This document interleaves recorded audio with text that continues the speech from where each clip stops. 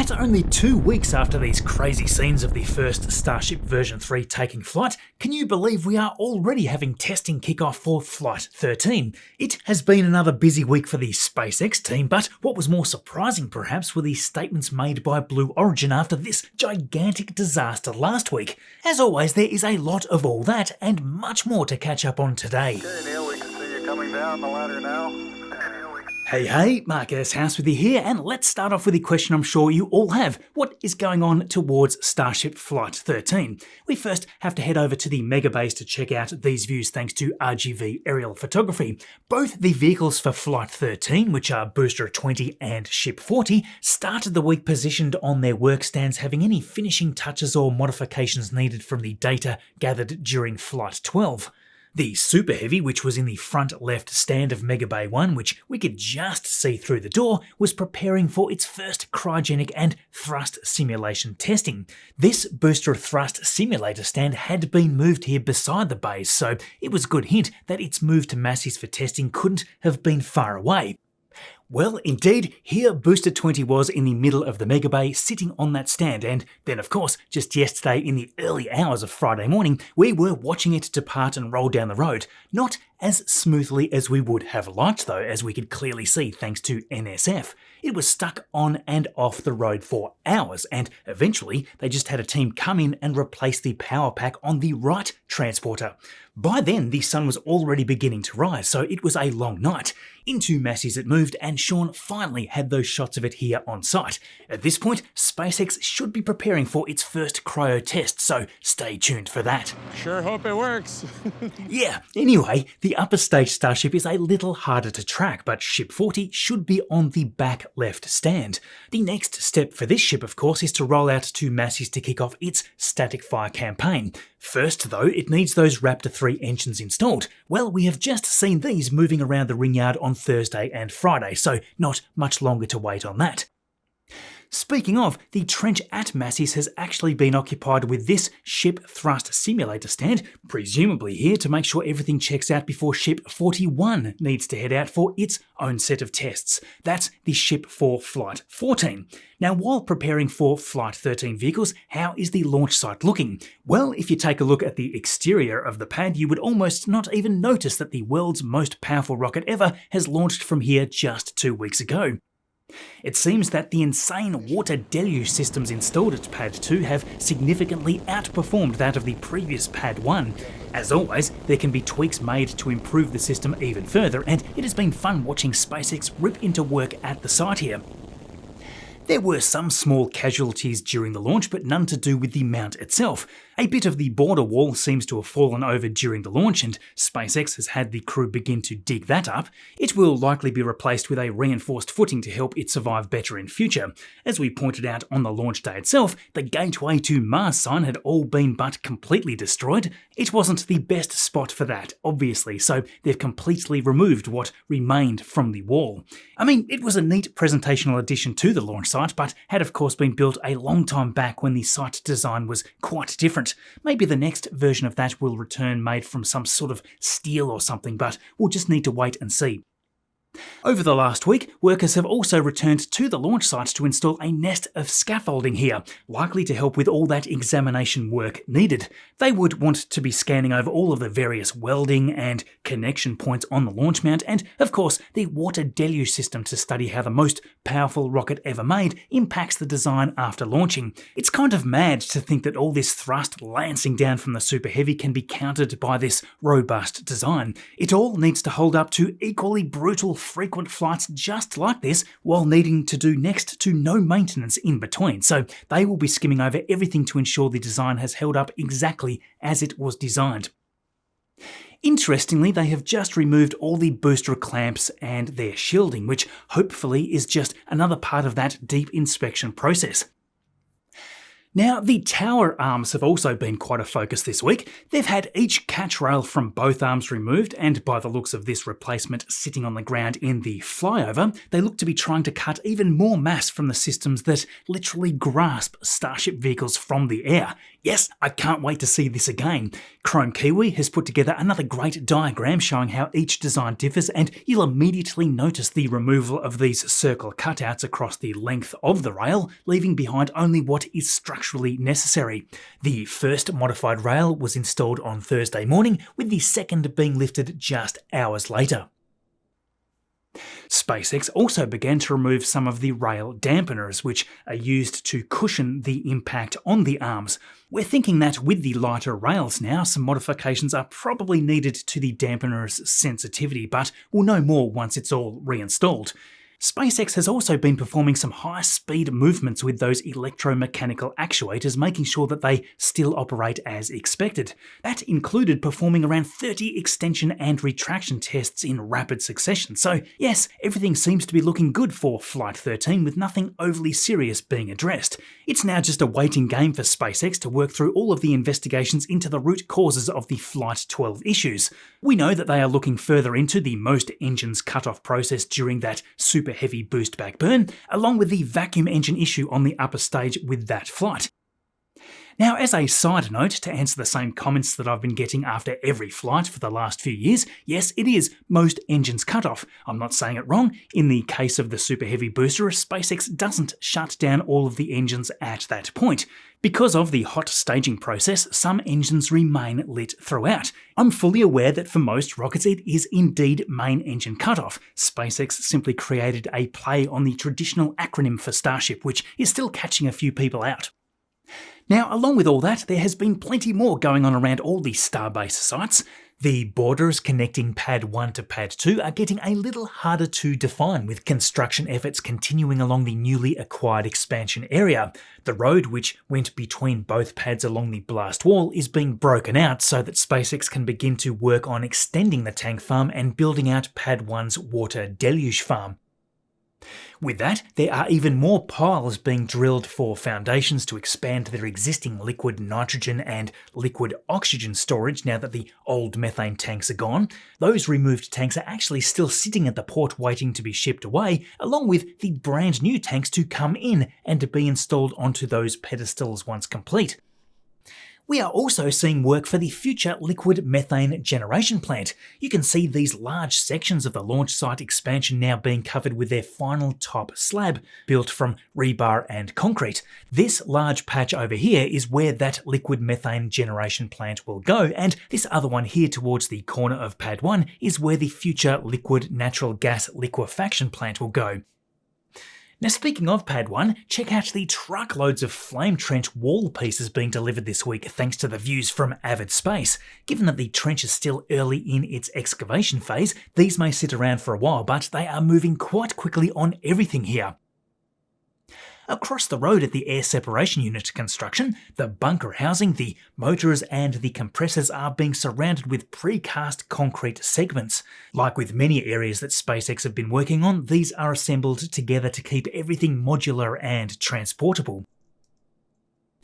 Heading up the road and calling into the Sanchez area of the site, launch mount sections have continued piling in. All 4 quarters of the top deck water-cooled plate are now on site. This one, in fact, was being delivered right during this RGV flight, actually. There are also now 3 sections of that first level staged on their pedestals waiting for the corners to arrive, which will set off that welding campaign.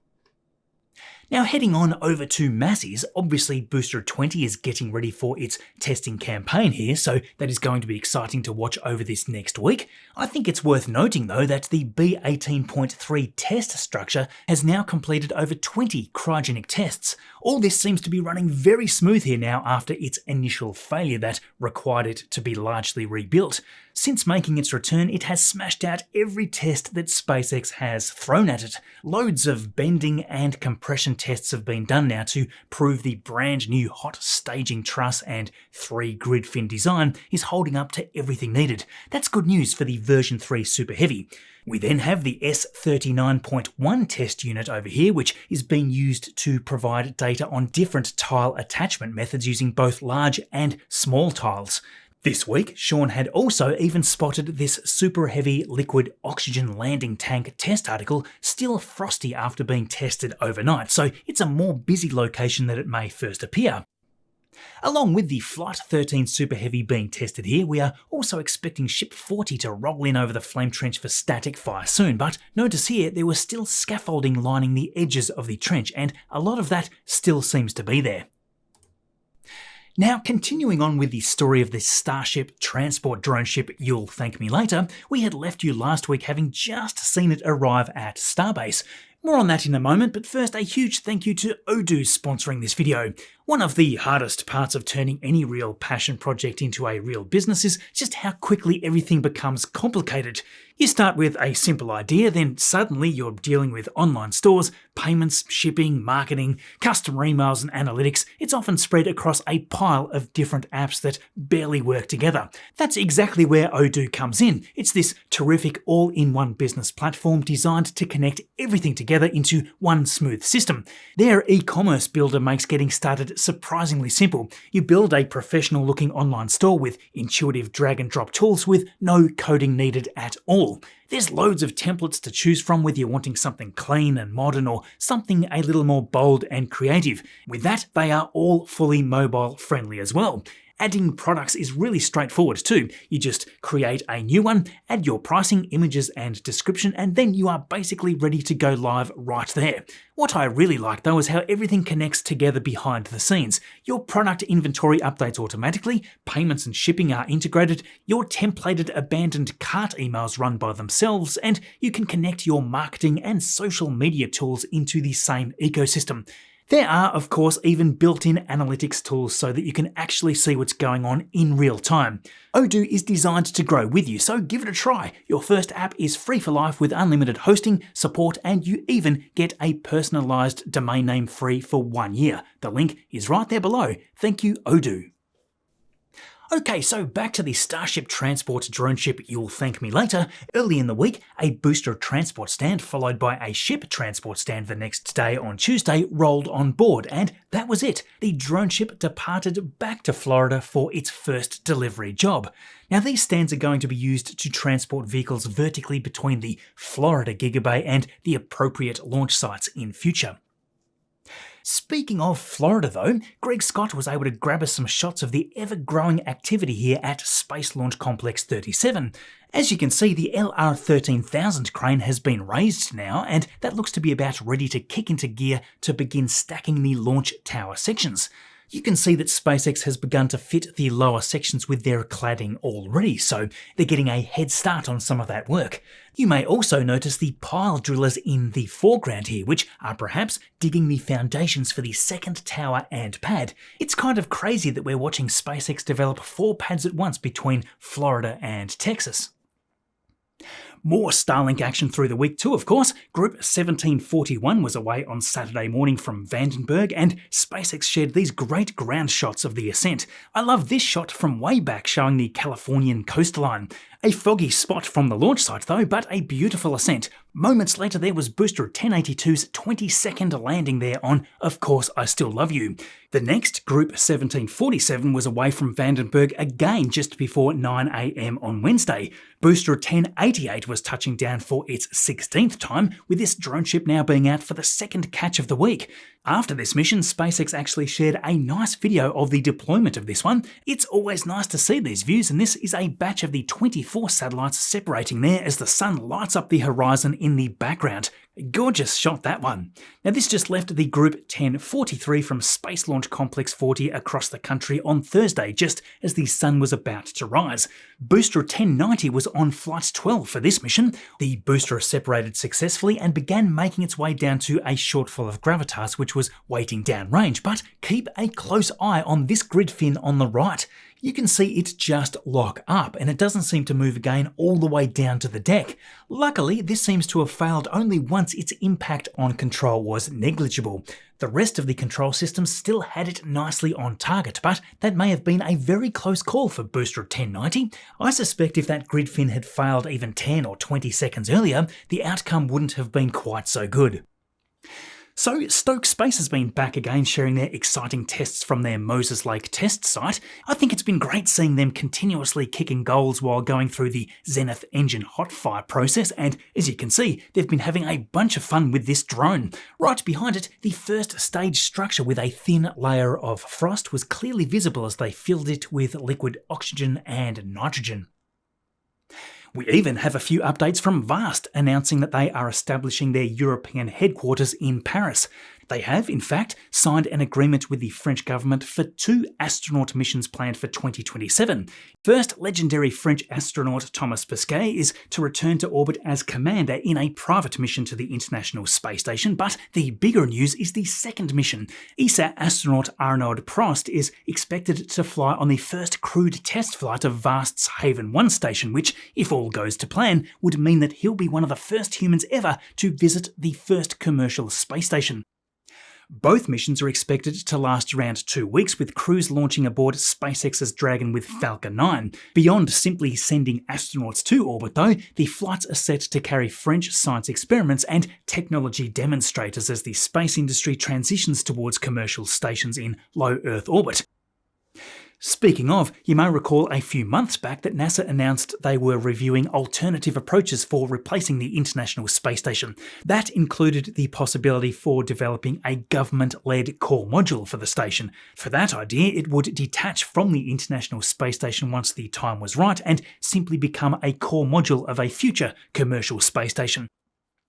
Interestingly though, the feedback from industry argues that they already have the transportation capabilities and business plans needed to sustain stations beyond the ISS. So yeah, if true, that means that NASA's potential plan there would undermine the very market that they're trying to create. So NASA is shelving that idea for now to let the industry lead. This to me seems like it is probably for the best, because then NASA just becomes a customer utilising the station and helping to pay that cost, rather than trying to half manage the whole situation. Now, after last week's horrible explosion at Launch Complex 36, we've had a number of surprising updates from Blue Origin after they were able to get back in there to scan over the pad and all of the infrastructure around it.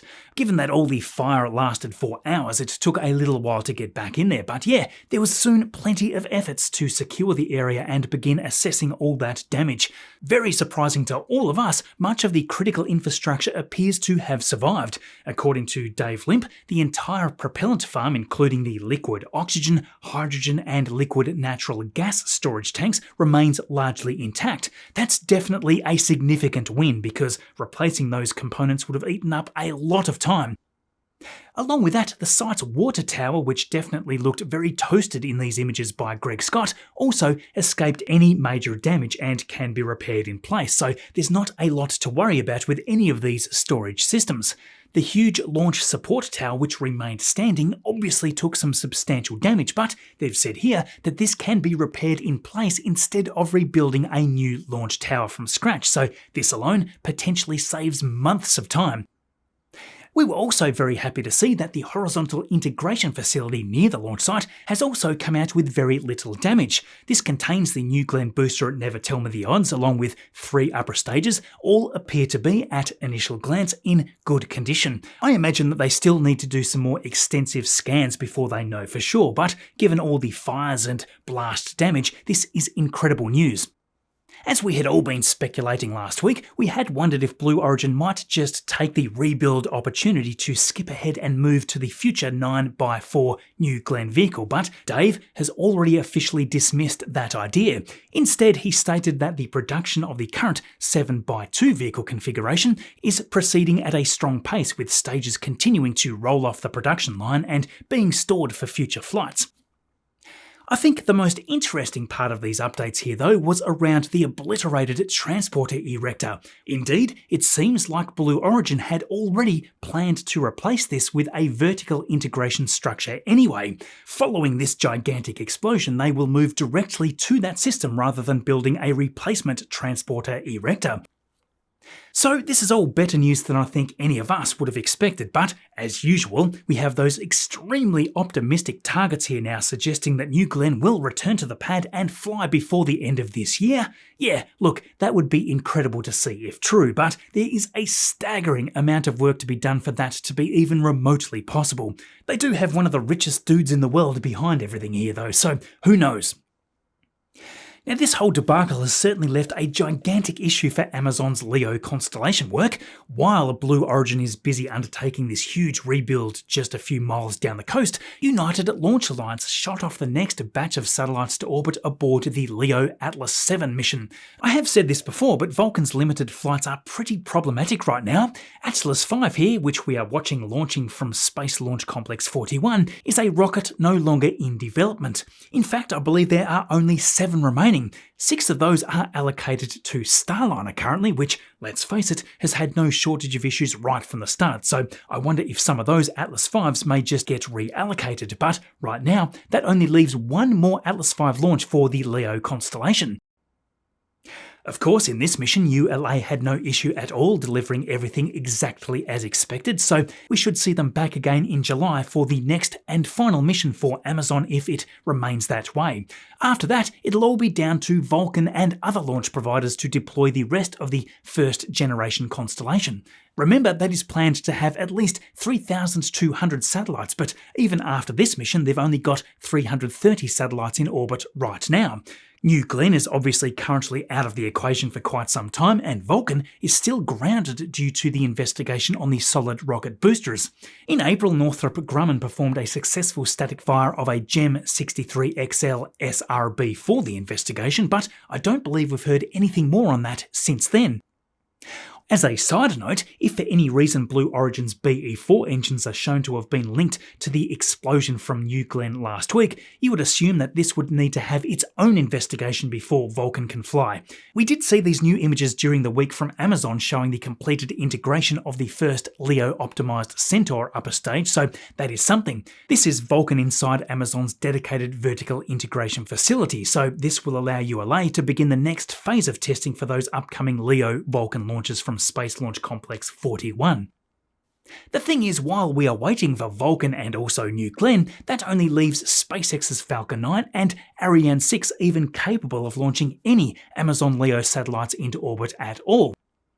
Here is the thing though, the next Ariane 6 is preparing for the first ever launch using the Block 2 upgrades, I believe. That looks to be scheduled in at the end of this month, and it'll be using higher thrust P160 boosters instead of the P120s. Now, with those, it'll be capable of launching 36 satellites into orbit instead of what we saw with the previous 2 Ariane 6 missions, which each had sets of 32 on board.